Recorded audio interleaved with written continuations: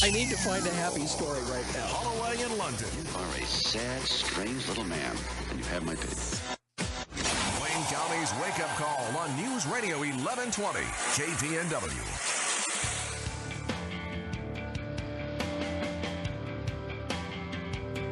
News Radio 1120, KPNW. 828. Joining us on the wake-up call this morning, he is the CEO of Cascade Policy Institute, John Charles, joining us on the wake-up call. John, thanks for being back with us on the air. We appreciate it. I appreciate being here. Okay, so we're going to get into the president and his avowal to pull out of the Paris Treaty, which has to do with climate change and global warming, et cetera, or renegotiate it, and some of the issues surrounding that. Before we get into that, now, your background before coming to Cascade Policy, you were a lobbyist and you lobbied on the behalf of environmental groups, correct? Yes, for 17 years, I was head of the Oregon Environmental Council, beginning in 1980. And before that, I spent 3 years in New York City working for one of the largest groups in the country, Environmental Defense Fund. So actually half my career has been spent in the mainstream environmental movement, and the last half of the career working here at Cascade Policy Institute. Okay, so I'm just curious, what made you decide that you wanted to leave those particular groups? Well, I've been a lifelong environmental activist, and I still am, but the mainstream movement became much more about promoting the environmental bureaucracy and not very much concerned with the ambient environment. And it really became all about promoting their own power and their own career interests and big government, central planning, and I just decided that wasn't what I wanted to do. Okay. And I'm just curious, what are your feelings about global warming / climate change? Well, climate change has been going on forever, and it always will. There's nothing we can do to stop it. It would be pretty arrogant to think that we could, and it's not even sure that we know what would be, quote, beneficial change. Just because things are the way they are today doesn't mean that's the way they should be. So I think this is much ado about nothing. Well, it's much ado about the financial self-interest of environmental bureaucracies who clearly benefit from a contrived crisis. Okay. So the president pulls out of the Paris Treaty, says we're pulling out and maybe we'll try to renegotiate, which everything I've read in the aftermath says that renegotiation of this is going to be nigh on impossible. So the aftermath of this was kind of interesting.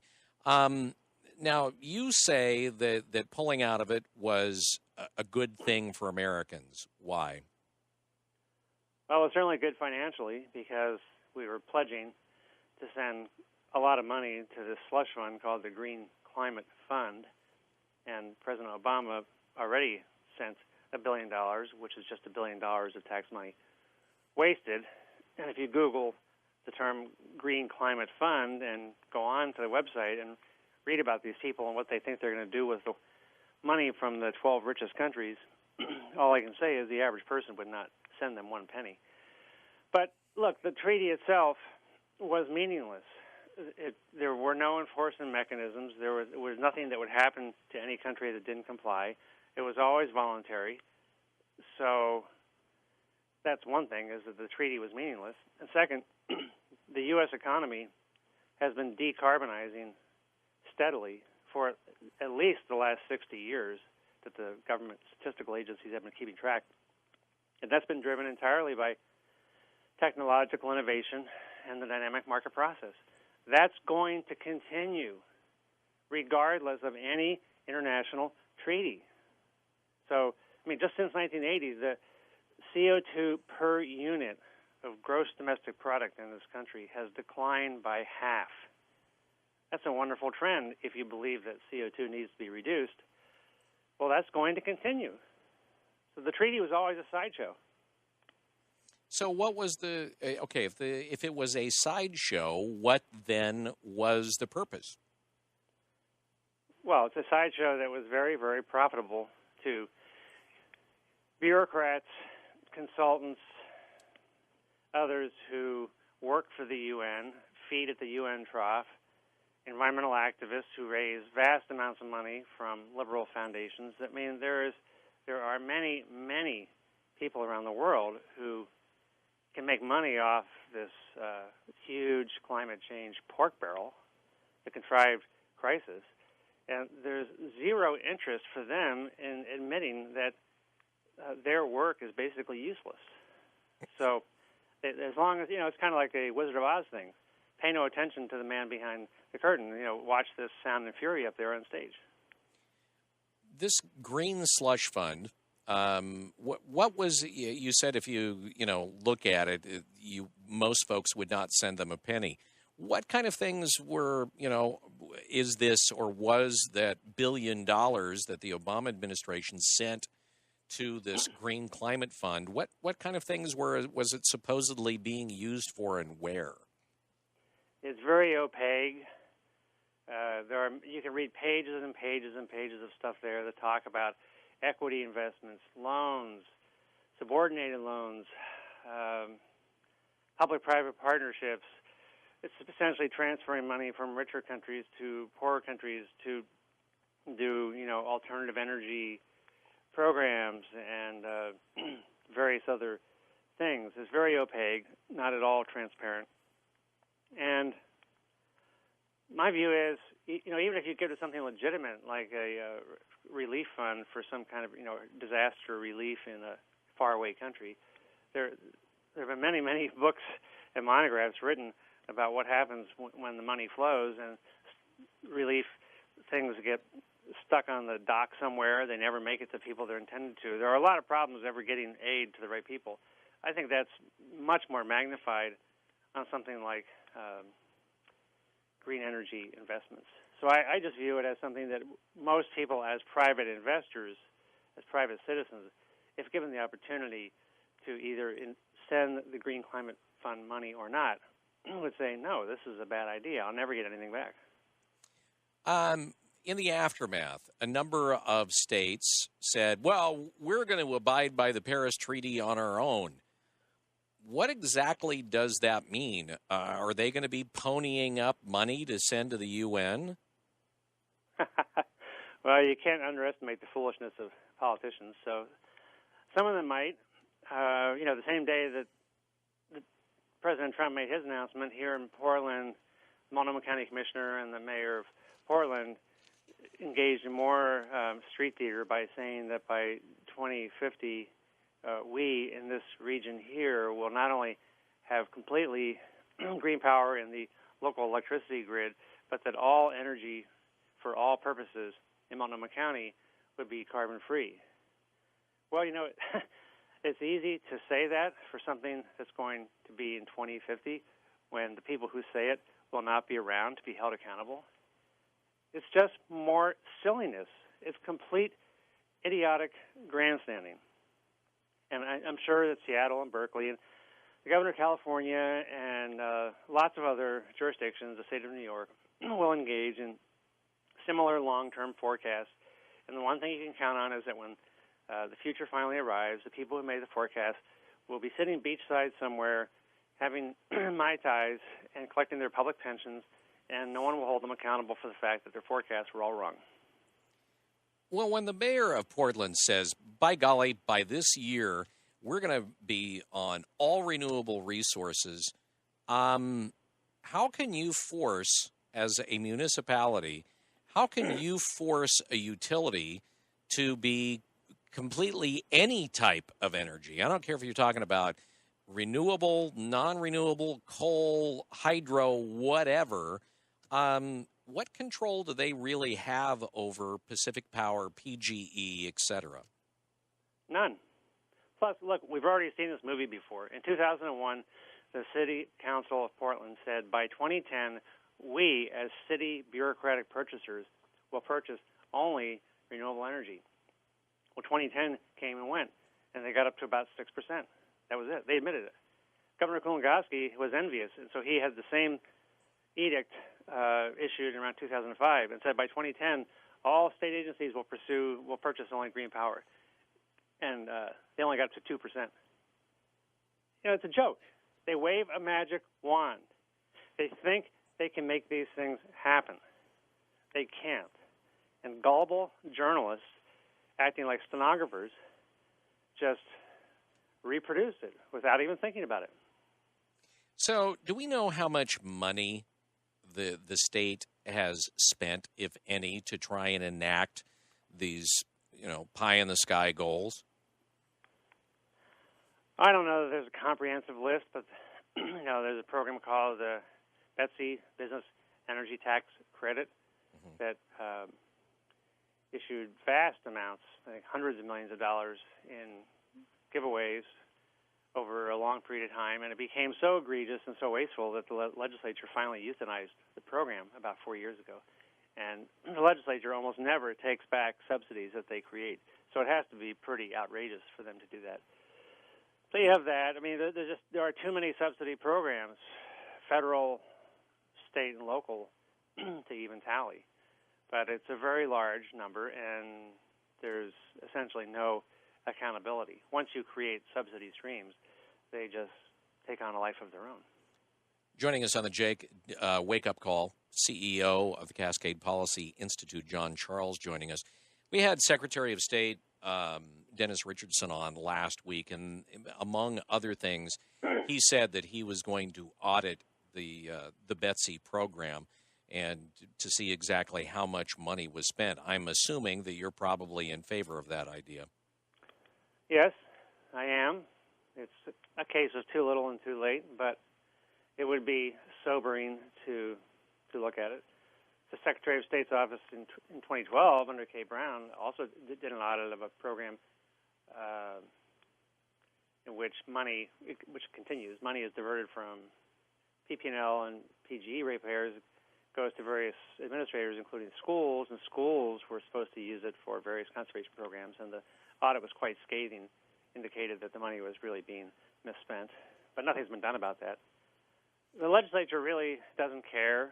I mean, they've already said last year they're going to force PGE and PP&L to have 50% of their power procured from politically correct green sources by 2040, and of course they define politically correct green sources to not include big hydropower projects on the Columbia. So how much intellectual integrity do we have when in this state the legislature defines hydro as not renewable, when obviously it is?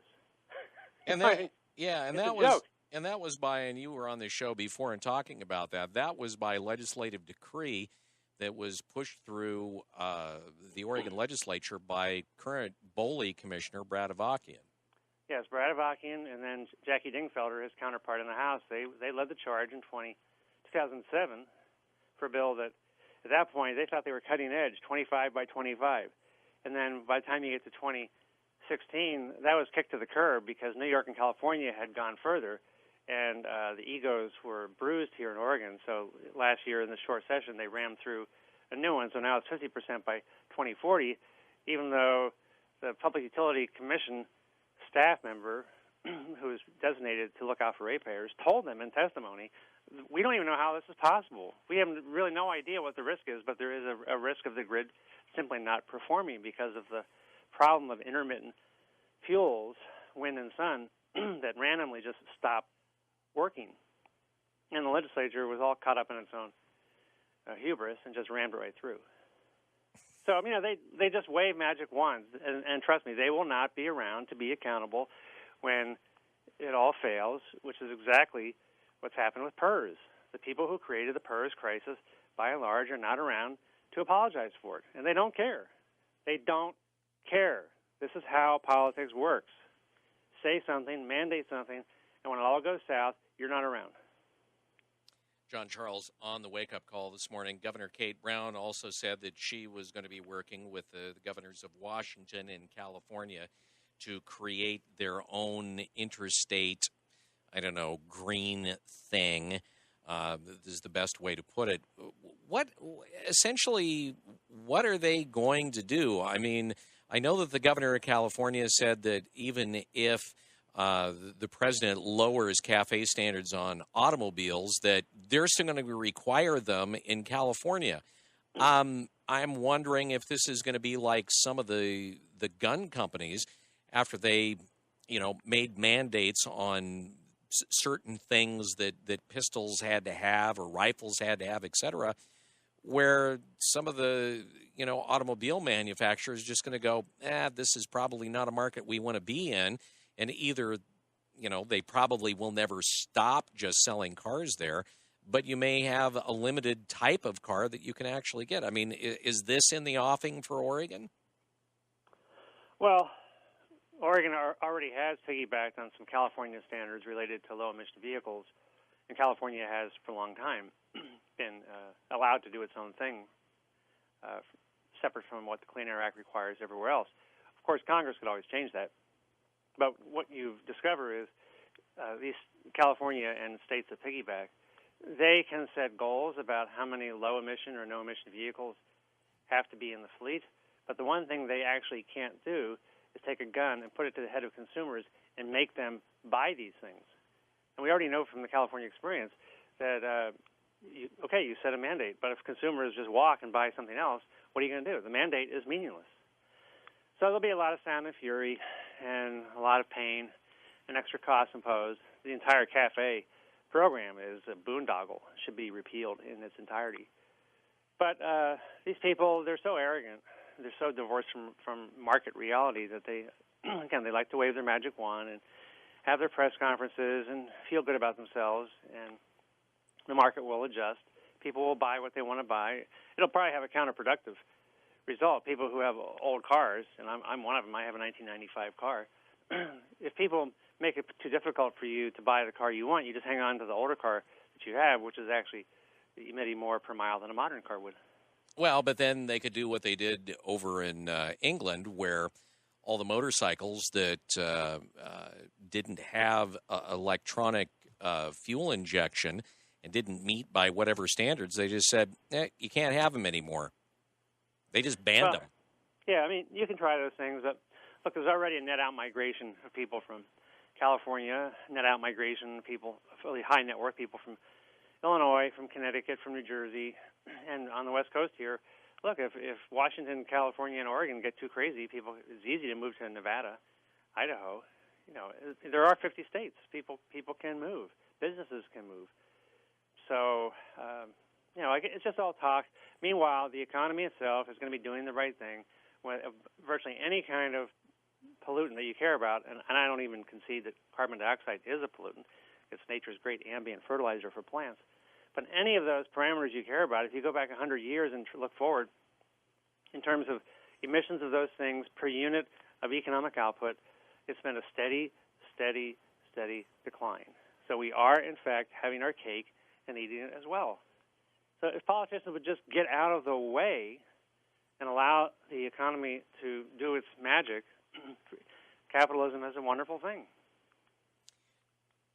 How much do you think that this is going to cost Oregonians through taxes, fees, or otherwise to enact what you're kind of referring to here as, and not to put words in your mouth, but these pie-in-the-sky, unrealistic goals? I mean, eventually this all trickles down to the guy and the gal on the street who are paying the bills for state government. I'm assuming higher electricity rates, probably higher costs for gas and everything else. How much is this going to cost the average consumer in Oregon? It'd be hard to say. Some consumers get their electricity from public power sources. But I will say, I was looking into this a year ago when the legislature was cramming through the 50% green power mandate for the big utilities. And a report filed by PGE to the Public Utility Commission, they were required to forecast what the extra costs would be. And for the period of 2016 to 2020, they were estimating surplus costs to ratepayers of about $460 million. So, that's all going to go on their ratepayers, and the legislature just doesn't care. They don't care. And that's just one utility. I don't know what PP&L's cost would be. I don't know what cost would be if you're tinkering with the fuel system for motor vehicles. I mean, there's many forms of energy and many end uses of energy. But, basically, environmental activists, people like Kate Brown, really don't even like the idea of cheap natural gas, cheap electricity, cheap gasoline. People do too many things that politicians resent. It allows them to engage in activities that they like to do, and politicians want to control your activities. Well, there you go. John, always a pleasure to have you on the show, even if you are a Debbie Downer sometimes. Actually, I'm very optimistic. I share Warren Buffett's view that people born 10 years from now will have it better than we do, and people born 30 years from now will have it even better, and you can't stop a great nation, and you can't stop a dynamic market process, even though politicians do try. So if we can just try and power through this and ignore these people, we'll be fine. All right. I love it. Just ignore them. John, always a pleasure to have you on the show. You take care. All right. Thanks for calling. All right. John Charles, CEO of Cascade Policy Institute, with a few choice comments about our politicians, both on a national and a local level. It is 8:49, News Radio 1120 KPNW.